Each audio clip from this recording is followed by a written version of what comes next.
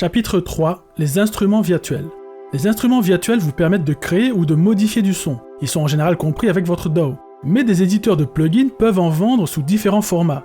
Vous avez le format le plus connu, le VST, Virtual Studio Technology, créé par Steinberg, et qui a été adopté par quasiment tous les éditeurs. Nous avons ensuite le AAX, Avid Audio Extension, qui est un format créé par Avid, éditeur du DAW Pro Tools, et qui est le format unique de ce DAW. Mais la plupart des éditeurs de plugins exportent les leurs au format AAX pour plus de compatibilité.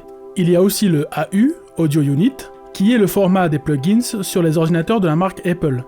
Mais avant de vous parler de composition, vous devrez avoir en tête les instruments virtuels qui existent sur un ordinateur, mais aussi sous forme d'appareils physiques pour studio que l'on appelle des racks. Le sampler. Le sampler est une banque de sons préenregistrés, les samples. Souvent les samplers sont utilisés pour recréer virtuellement des instruments physiques comme un piano, une guitare, une batterie, un synthé physique, voire une chorale. Chaque sample correspond à une seule note jouée sur l'instrument physique. Le but étant de pouvoir jouer les notes séparément et créer votre propre musique comme si vous utilisiez l'instrument réel. Lorsque vous appuyez sur une touche de votre clavier maître, le sample correspondant à la note est joué. Le sampler permet de modifier un sample pour le rendre plus aigu ou plus grave pour qu'il puisse servir à jouer plusieurs notes simultanément. Pour plus de réalisme, certains samplers permettent d'avoir plusieurs samples enregistrés pour une seule et même note, histoire d'avoir tout le panel de timbres possible de la note en fonction de la force avec laquelle elle est jouée, force que l'on appelle la vélocité. Du coup, en fonction de la force avec laquelle on appuie sur les touches du clavier, le sample correspondant à cette vélocité sera joué par le sampler. Le sampler peut aussi être utilisé pour jouer des loops audio. Le synthétiseur. C'est un instrument qui génère du son par lui-même.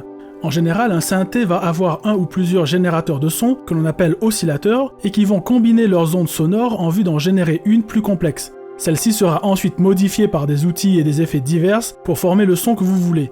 Il existe aussi des synthés dits granulaires, c'est-à-dire qu'ils utilisent un sample préenregistré qui va remplacer les oscillateurs. Mais surtout, ce type de synthé permet de jouer en boucle une portion plus ou moins longue du sample pour générer une onde sonore complexe qui sera ensuite modifiée. Ce type de synthé est intéressant pour avoir des sons très riches ou particuliers, et certains vous permettent même d'y importer vos samples personnels. Chaque synthé a son propre caractère en termes de son.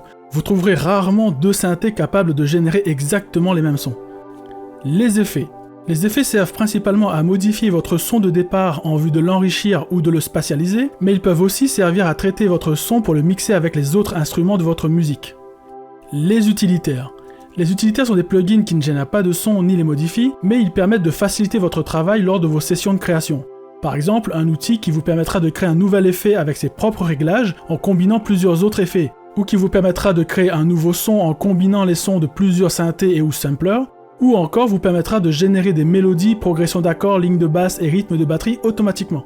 Si vous avez aimé cette vidéo, laissez un petit pouce en l'air pour aider à la faire connaître et me soutenir dans mon initiative de mettre en ligne gratuitement une formation pour vous apprendre à créer votre propre musique.